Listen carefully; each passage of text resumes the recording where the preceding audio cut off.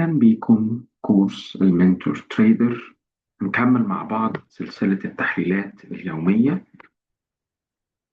النهاردة 29/1/2026 هناخد تحليلات السوق النهاردة. هنبدأ بالذهب.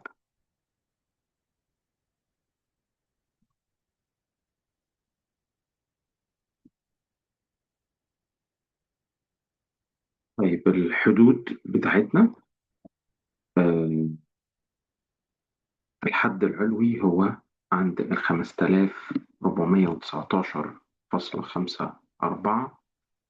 طبعا زي ما انتم حضراتكم شايفين السوق بيأكد الكلام إن السعر ابتدى يطلع كسر الحد العلوي ده وابتدى يعمل إعادة اختبار فعلا ومستمر في الطلوع زي ما حضراتكم شايفين.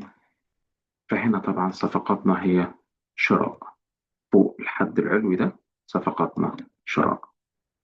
لو السعر ابتدى يهبط تاني ونزل للحد الوسطي وكسره ونزل الحد السفلي وكسره، ممكن يعمل إعادة اختبار أو لأ ويرجع يكمل هبوط. هنا صفقاتنا بيع سيل تحت حد كام؟ 5156.36. الحد الوسطي بتاعنا اللي هو 5288.34. فوق الحد دون هو شراء باي، وتحت الحد دون طبعا هو بيع اللي هو سل. طيب هنروح مع بعض ل البود جي بي واي. وطبعا في حركة كبيرة بتبقى عليه في عند فتح السوق الآسيوي، عشان طبعا ده ليه علاقة بالين الياباني. زي ما حضراتكم شايفين الحد العلوي بتاعنا هو 108.045. فوق الحد دون شراء باي، والسعر لو هبط تحت الحد دون لو كسره تحت الحد دون بيع سيل اللي هو 100.6، سوري 106.56 تحتيها بيع. يبقى حد العلوي 108.4، فوقيها شراء، وتحت 106.56 تحتيه بيع. الحد الوسطي هو 107.30، فوقيه شراء باي وتحتيه بيع اللي هو سل.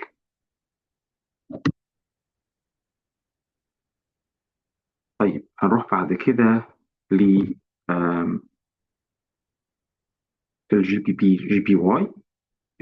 الجي بي بي جي بي واي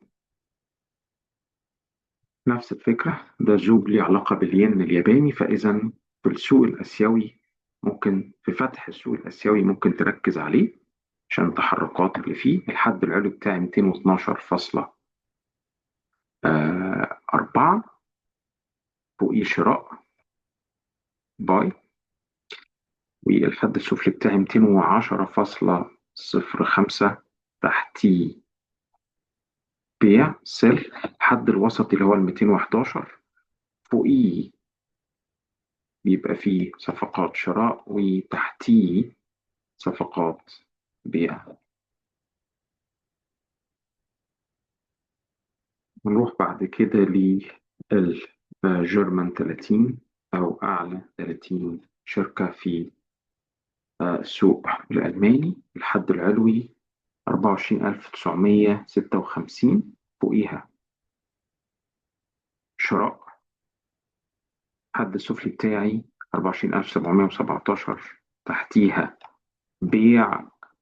الحد الوسطي 24,837، فوقيها شراء وتحتيها بيع.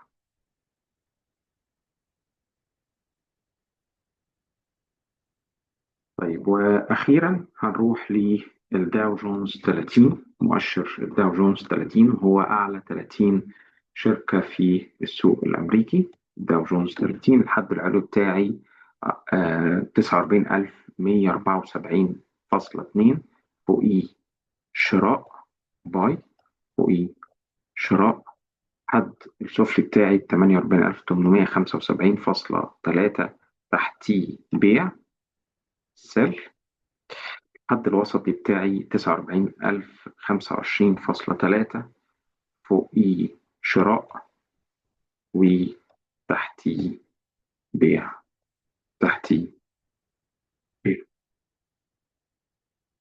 زي ما بقول دايما مهم جدا نلتزم بإدارة رأس المال وإدارة المخاطر. كون بتتعلم، كون بتفهم، وخد صفقاتك بحكمة. شكرا جدا لحضراتكم.